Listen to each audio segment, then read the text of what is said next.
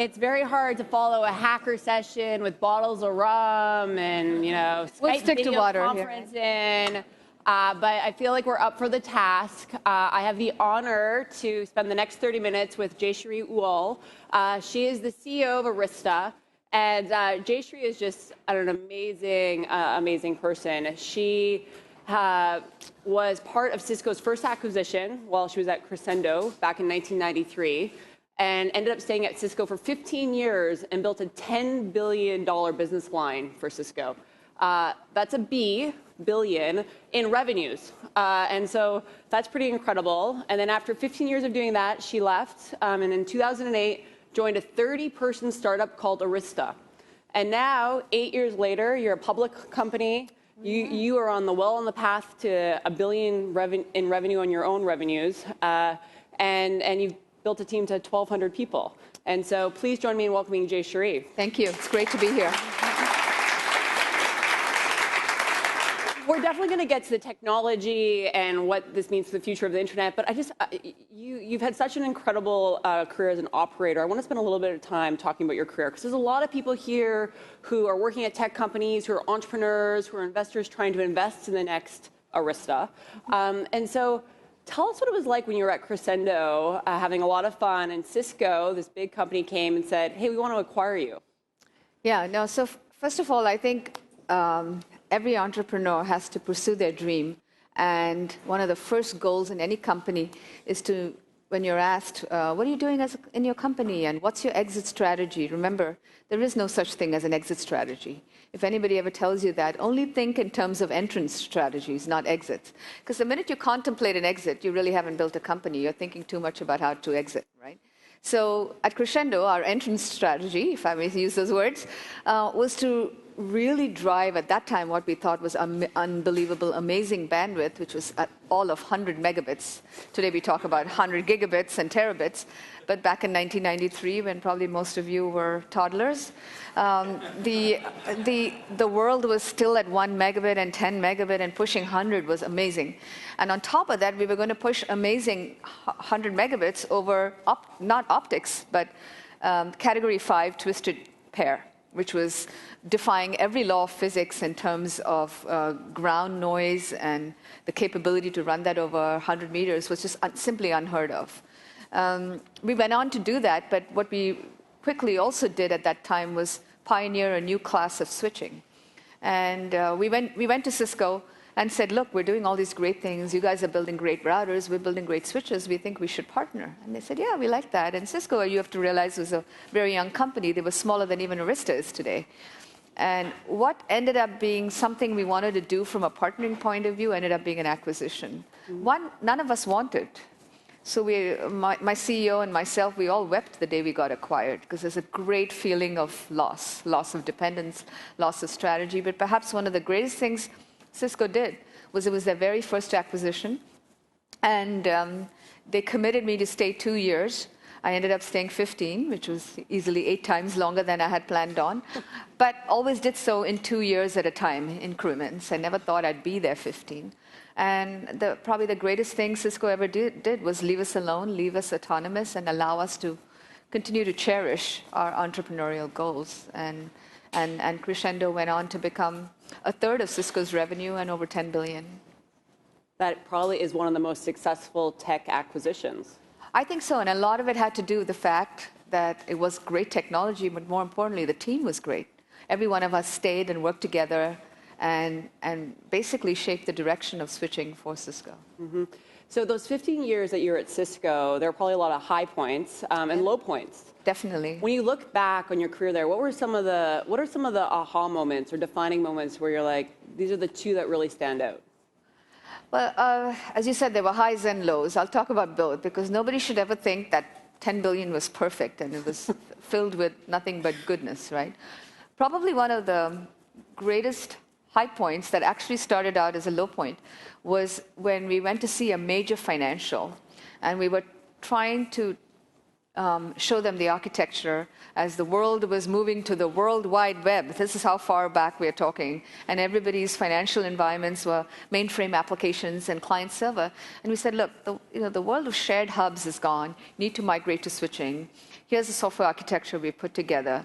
And it must have been by far one of the worst customer interactions I've had. How many of you here are from New York? Then you'd understand. The person was frank. They told me how terrible my product was in stronger language, and how we didn't know what we were doing. And it was just 1 hour of constant berating on everything we've done wrong.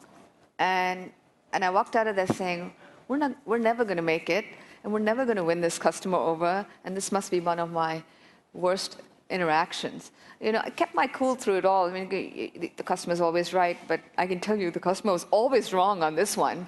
And I kept giving counterpoints. And no, you need to look at it from this way when you don't share. And he said, no, if you have switching, then you lose visibility. And I said, yes, you do, but you can add visibility tools. So this went on for a while. And at the end of it, my sales guy said to me, that was one of the best meetings. I said, you must be kidding. That was one of the worst meetings I've been in. He said, you don't understand. He was not apathetic. He argued every point. And because he argued every point, it's going to go well. It went on to become our largest customer the next year. I could have never believed it. But through that, you learn that even in an adverse situation, what most human beings want is the facts and the interaction. They don't want to be sold to. They want to be discussed with. And you know, what turned out to be one of the biggest low points became one of the high points. Cisco and at that time the switching division went on to become a huge presence in the financial markets, and we were and the biggest one was this one customer. In terms of low points, there were many too, because Cisco did many acquisitions. Some of them were good, and some of them were not so good. And as you and I were discussing earlier, whether you adopt a child or you organically have a child, you still have to raise it. And for a long time. Raising it, yeah, you can't give it back to the hospital. And it's the same way with companies. When you acquire them, you kind of go, what did I get? It looked good for a day, but the next day when you actually have to integrate it into your culture and redefine the technology or whatever. So we had many moments like that where we had to change directions, we had to change the culture.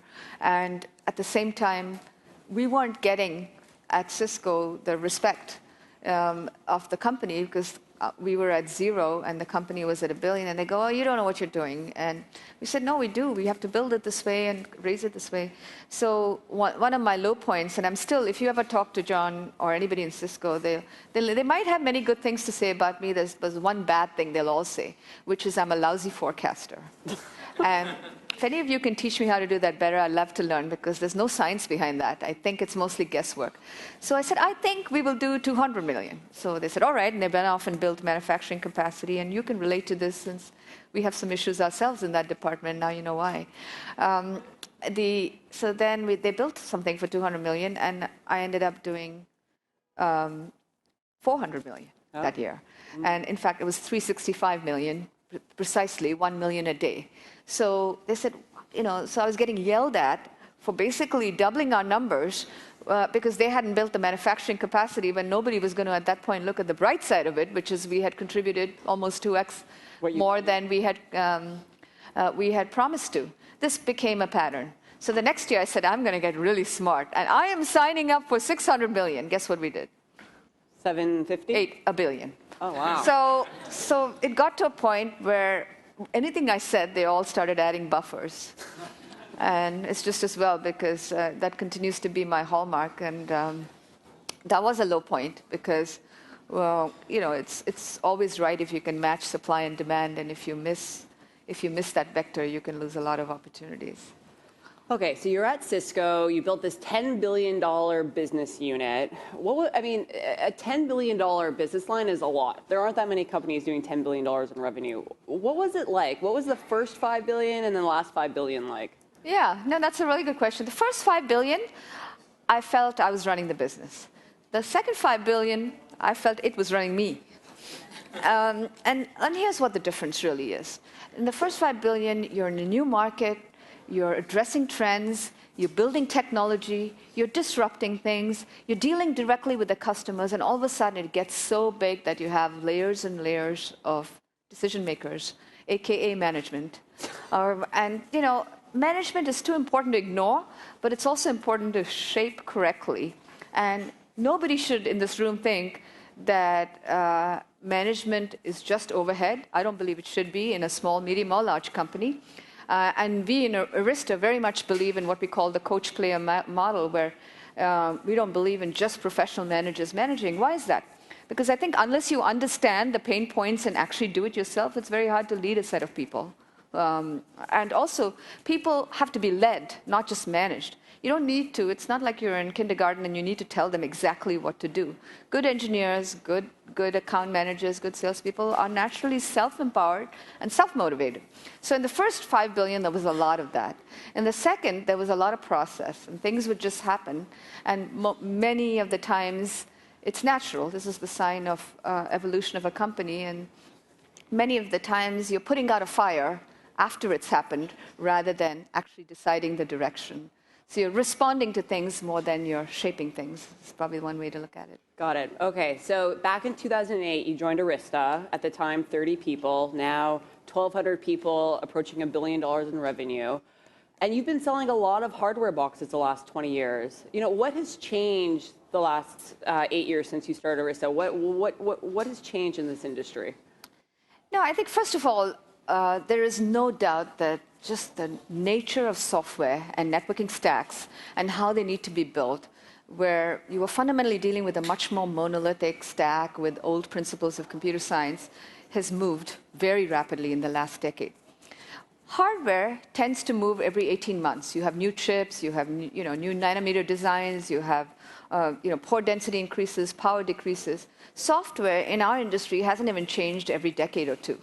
So clearly the software needed to move at a faster pace to keep up with the fact that the last 30 years it had been stagnant. That's first. But even hardware has changed. Back in my days when I was running Cisco, you could not rely on merchant silicon. Merchant silicon is basically getting independent switch chips, just like you get CPU processors for servers from separate companies like Broadcom or Cavium or Marvell or you name it. That phenomena didn't exist. And because it didn't exist, you had to build all the chips yourself. And you never worry about building the first chips. You have to worry about building 3 generations of chips. 3 generations of chips is a lot of silicon, a lot of fab manufacturers you have to deal with, and each chip can take over $150 million. So you have to be able to invest $1 billion to say, I want to be an ASICs, or application-specific integrated circuits. The advantage when Arista came in is there was a massive disruption going on in hardware, where I could take advantage of merchant silicon. And I could shape their merchant silicon and therefore put most of my investments not on the $1 billion of hardware, but on $1 billion of software. And that's what we did. Arista went to literally a clean sheet of paper. And I remember talking to a number of VCs, I hope none of you are in the room, who said, are you crazy? You know, game's over. Cisco's won. They've built the networking stack. Why are you building another one? And I think this comes to the third point, which is there was hardware disruption. There was definitely software disruption, where we were bringing a lot of Unix and modern state principles to our software stack. But there was also a cloud disruption. And the word cloud, which meant nothing back then, has much more depth and meaning today. Always on, very reliable, massive scale, auto provisioning, real time, a new class of apps. This wasn't as understood when Arista was founded in 2004. The other big thing is because we were not venture funded and we were funded by rich people who belonged in the company. Andy Bechtolsheim, who founded Sun and many companies thereafter, invested in Google, was not just a funder, he was a founder. He was very active. So we took the time to build this product over 5 years. Unheard of, typically in the entrepreneurial, but that's what it took. If you're going to go make a disruptive play in infrastructure, you can't do this quickly. So we built an architecture that was programmable at the control plane, at the data plane, at the management plane, with very rich in APIs, what later became known as software-defined networking. We were not smart enough to come up with a marketing term like that, but I can today safely say, while others were defining it, we were driving it. So I like to think we were doing software-driven networking, not software-defined networking. Mm-hmm. But this was key, that confluence of bringing disruptive hardware, disruptive software, and having a disruptive customer base that we call the Cloud Titans. And these Cloud Titans are the top 8 companies that power the public world that have completely changed the way service providers now build networks, right? Whether it's Google or Amazon or Facebook, Yahoo, eBay, you name it.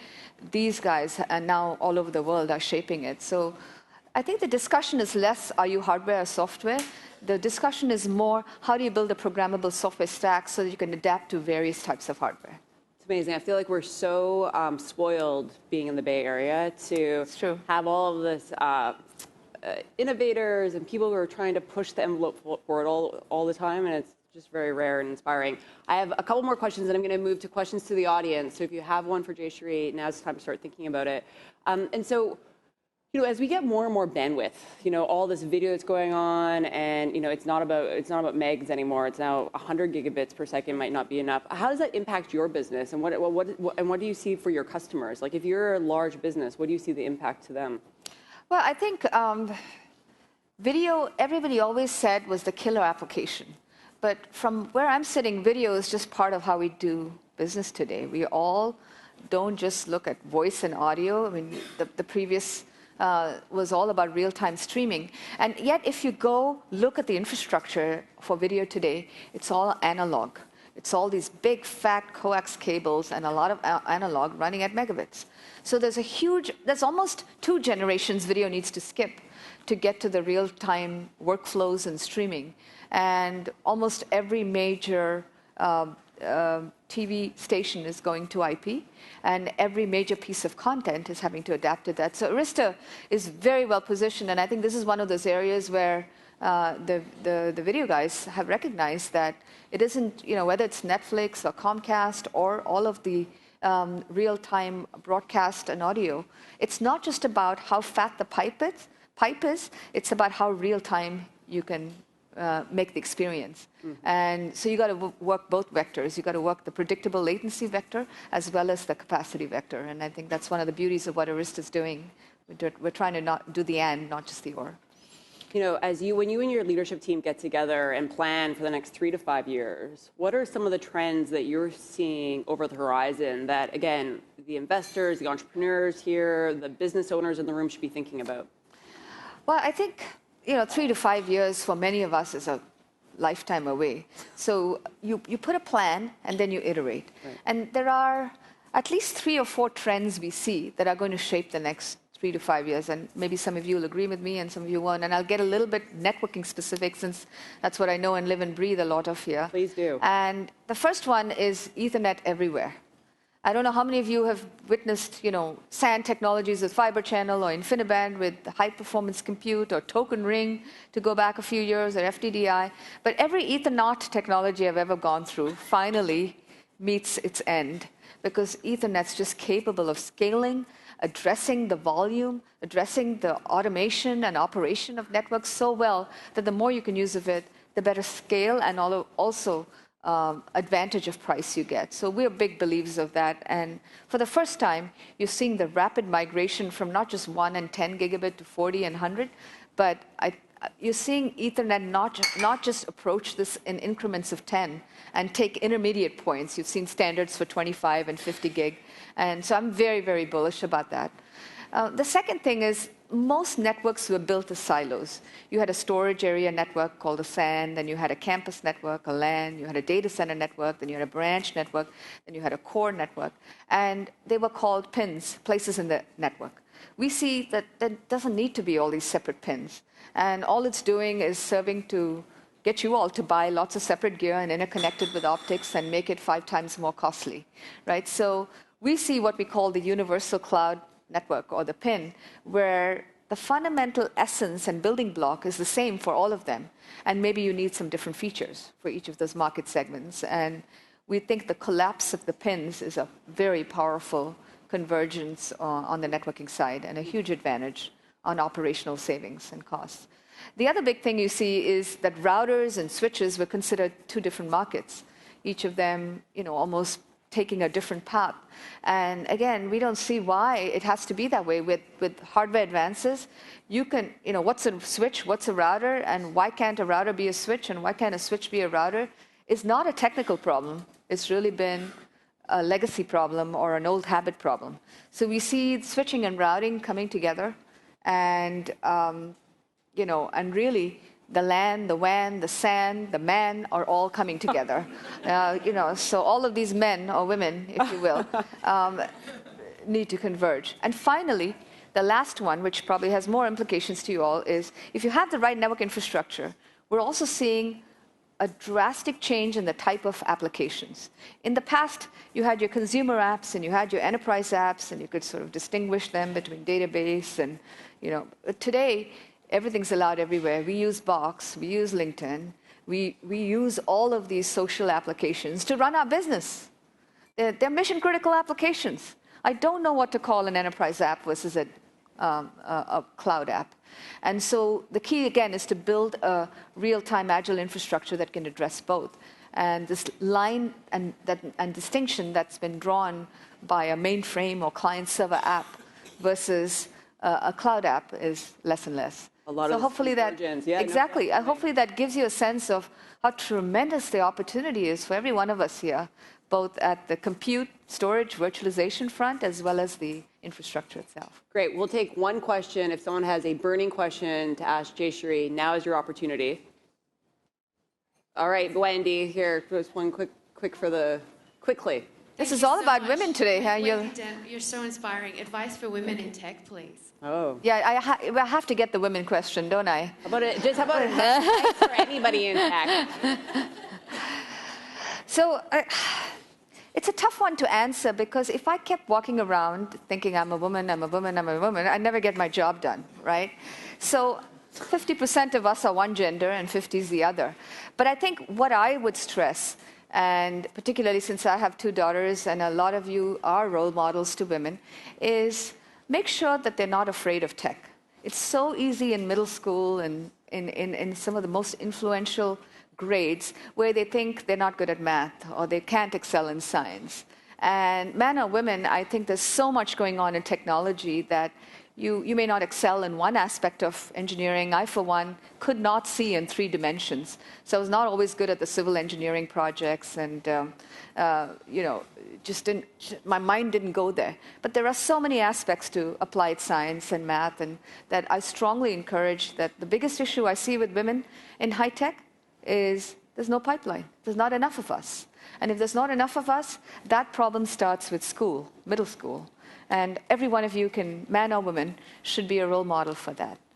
After that, I think the opportunities are what we make of it. And really, in some of these high growth areas, there's so much opportunity that everyone's looking to hire talent. And they're really not emphasizing whether it's men and women. And it's particularly easy now for you all than it was back in my time, where I would have to physically drop a child, and I didn't have all the email and access to internet tools at night to work. I'd have to go back to work, or I'd have to take meetings late or whatever. So the world is shrunk and is a much smaller place, and the flexibility of getting your work done and having impact no matter where you are makes it easier to be a good parent, man or woman, and get your work done.